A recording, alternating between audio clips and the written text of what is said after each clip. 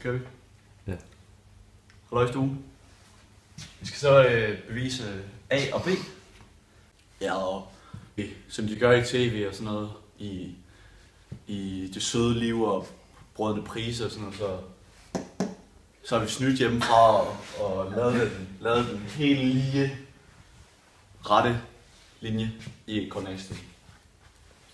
Og lad os starte med A. Vi har det her koordinatsystem, hvor vi har den rette linje, hvor vi har 2 punkter. Og den her, den kalder vi x1, y1, og den her kalder vi x2, y2. Og vi siger så, at når man går 1 ud af x-aksen, så går vi A op. Det er y-aksen. A op. 1 ud af y-aksen. Nej, det skulle være x-aksen. Fuck, x. Hold lige kæft. Tak fordi du lige spreder. 1 ud af x-aksen og A op af y-aksen. Og så kan man så gøre det samme ved den store. Lave en ret linje hele vejen hen. Så den går lige præcis der. Så er det kan man så kalde for det er 2 ensvinklede trekanter.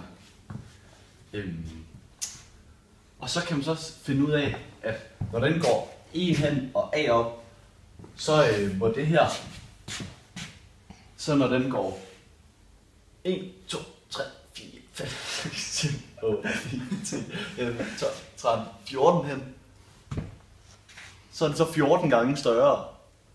Så vi skal finde ud af, så vi kan stille de formler. Og som sagt, så er formlen for A, den er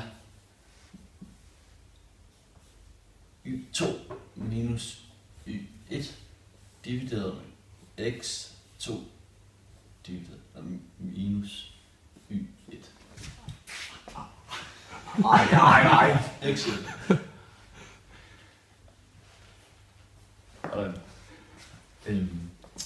Så for at isolere A, så kan vi så sætte den op ved, at vi ved, at hver gang den går x hen, 1x, så går den A op. Så det vil sige, at vi sætter den op ved formlen x2 minus x1 divideret med 1, fordi hver gang x stiger, så stiger den med 1. Lige med y2 minus y1 divideret med a, fordi hver gang y stiger, så stiger den med a.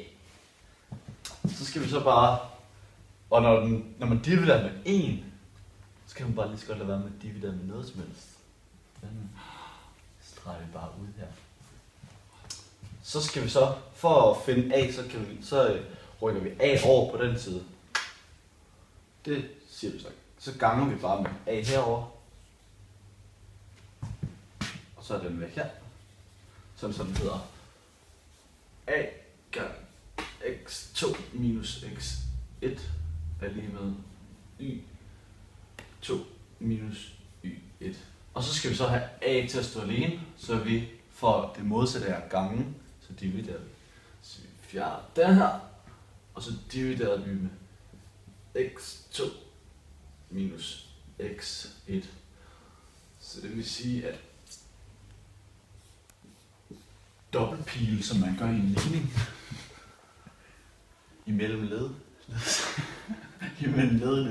så hedder den så a lige med y2 minus y1 divideret med x2 minus x1. Så det vil sige, at det er beviset for A. Godmorgen. Så er det så beviset for B. Og formen for lineær sammenhæng, den hedder y er lige med ax plus b. Og for at bevise B, så skal jeg bare isolere B. Så det vil sige, at jeg flytter, der er et usynligt plus her. Plus her. Så flytter jeg det over på den anden side, sådan det hedder.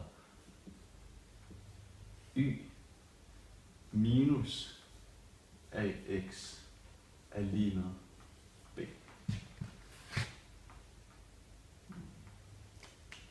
Det var